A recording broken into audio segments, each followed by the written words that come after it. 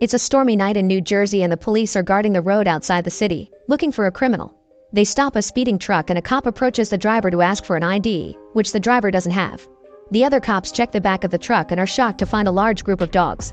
Moments later, psychiatrist Evelyn arrives at the police station to evaluate the driver and decide between jail time or a mental institution. When she enters the cell, she finds the driver in a wheelchair and notices a fresh wound. The person turns around and Evelyn learns he's a drag queen named Doug, who explains the dogs in the truck were his children. Then Evelyn convinces him to share his story. Doug grew up in a religious redneck family. His father Mike raised dogs for fighting, and he would even starve the dogs a few days before each brawl to make them more aggressive. Mike also used any excuse to hit his wife and Doug, especially if they tried to feed the dogs. However, he was fond of his older son Richie because he took after him. The dogs were aggressive during the fights, but they loved Doug, who would lie down next to the cage to talk to them and pet them, sometimes even sneaking food for them. Unfortunately, one day Richie caught him red-handed and told Mike, who confronted Doug during lunch. Doug admitted he liked dogs better than his own family, so a furious Mike dragged him out and threw him in the cage with the dogs, who immediately came closer to him to cuddle him and comfort him. From then on, Doug lived his life in the cage, including during the freezing winter, eating any scraps his dad would throw him. One day his mom brought him some cans and told him to bury them to hide them. Then she announced she was running away because she was pregnant and she wanted to give the baby a better life. Doug tells Evelyn that he doesn't resent her for it. Sometime later, Richie put up a sign on the cage that said "In the name of God," saying his mom leaving was Doug's fault. However, Doug smiled because he saw the sign backwards and God spelled dog. After Evelyn leaves for the day, a flashback reveals what happened before Doug's arrest. A man named Juan entered an abandoned college building and found a Doberman guarding the corridor. He asked for the dog man and a door opened to Doug's secret quarters, which looked quite nice considering the sorry state of the building. It was Juan who installed all the cameras a few months ago. Now he gave Doug a puppy found by Martha, an old lady in charge of the local laundromat who did Doug's laundry.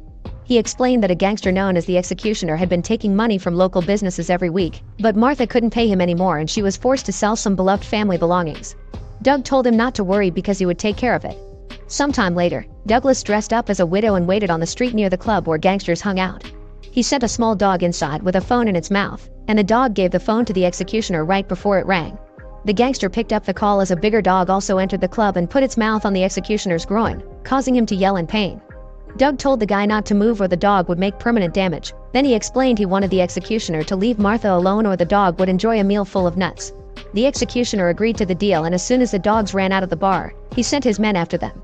In the present, morning comes and Evelyn visits Doug's home while the police are collecting evidence. There are bodies and blood all over the place, not to mention the bullet holes. After picking up a few things, Evelyn returns to the station, where Doug has already washed up and changed.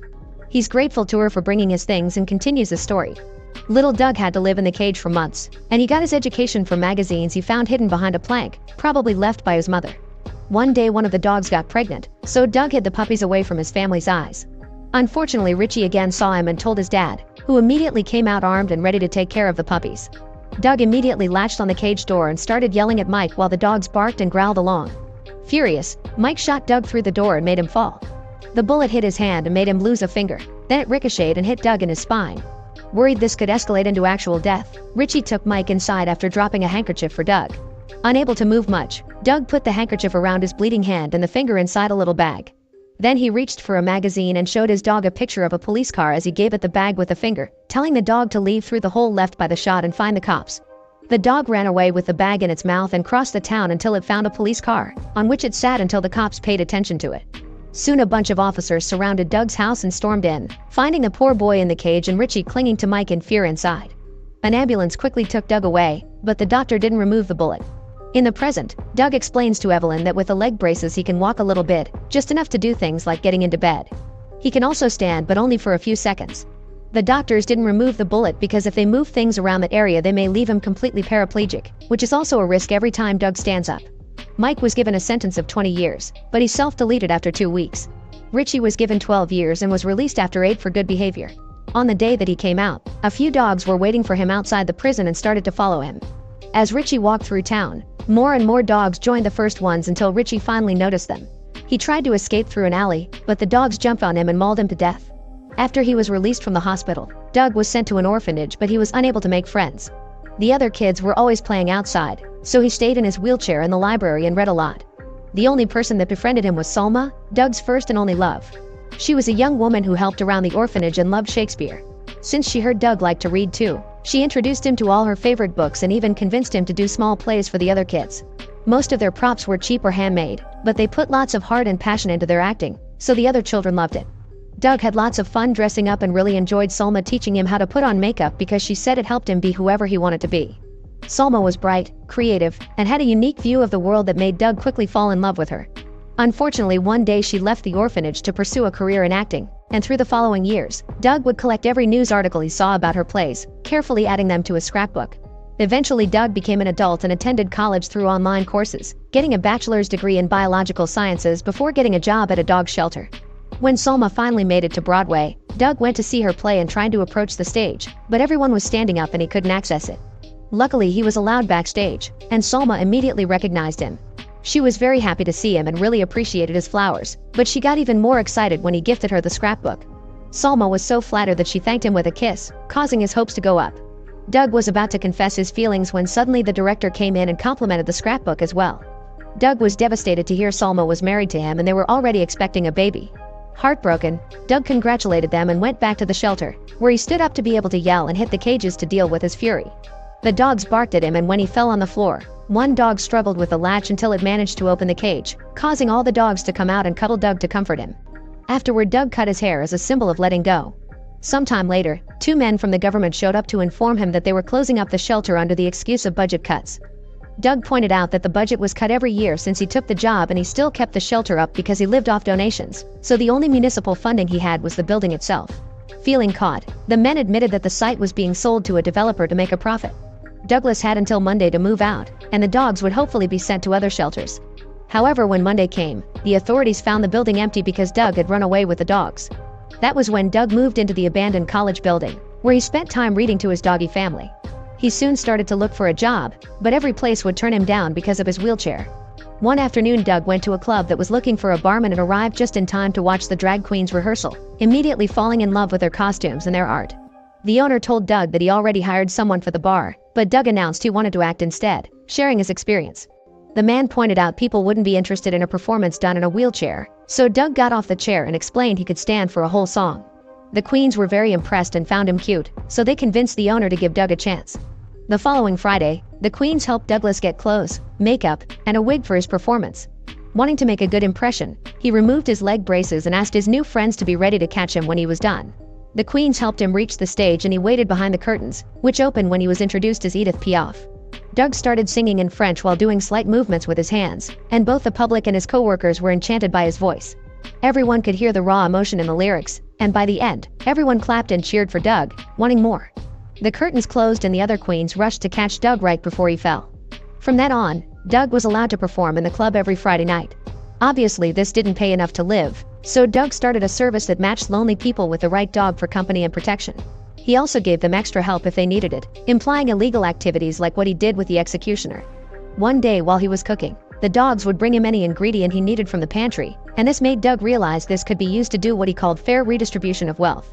His smallest dog would sneak inside rich people's houses through windows or ceiling hatches that were left unlocked because of their small size. Then the dog would open a bigger entrance so all the other dogs could come in too. Together they would steal all the jewelry they could carry, and nobody ever suspected animals were doing it. Things went well for a while until one day, a rich lady called insurance agent Ackerman, who thought she was trying to commit insurance fraud. Supposedly every window and door in her house had been locked except for a tiny bathroom window, not to mention her dogs didn't bark. However, the lady gave him the security camera tapes, and when Ackerman started to watch them, he saw a dog running out with something in its mouth. It looked crazy, but then he remembered the other mysterious cases from the last few months and checked the other recordings as well. He was shocked to discover that the same dogs were always on the screen and they had been dismissed as random strays by the other agents. In one particular recording, Ackerman found a guy pretending to be a guard waiting for the dogs with a truck. He investigated the license plate and found Doug's profile, eventually discovering he was working at the club.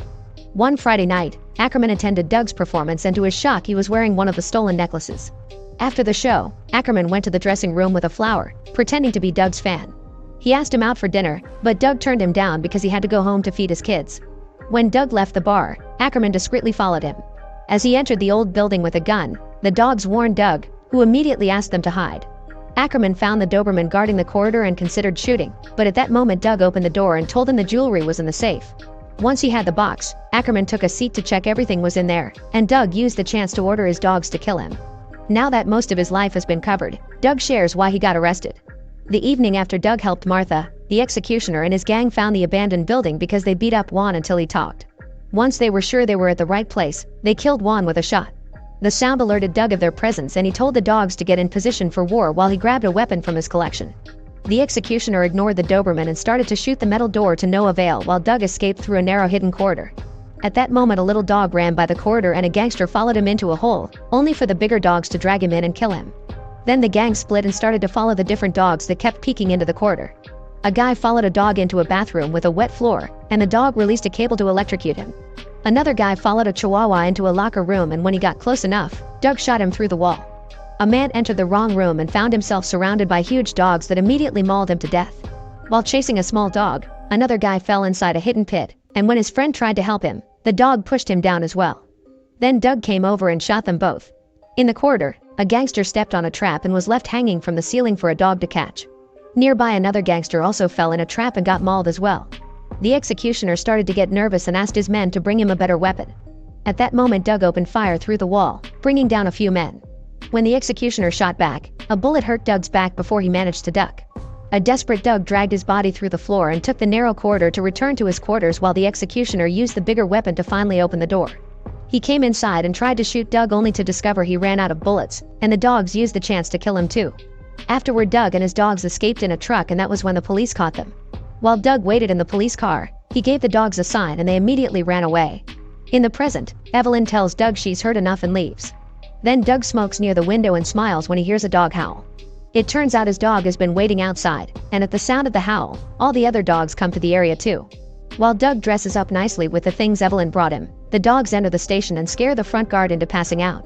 Then a very slim dog steals the keys and crosses the bars to drop the keys by Doug's door. Afterward Doug escapes and leaves his chair behind, determined to walk to the church across the street. He asks God to pass his judgment and then he falls on the ground as he takes his last breath. Soon all his dogs surround him and every dog in town also comes to say goodbye. Meanwhile the Doberman goes to Evelyn's house to protect her from her violent ex-husband. Make sure to subscribe and turn on notifications so you can watch more videos like this. Thanks for watching.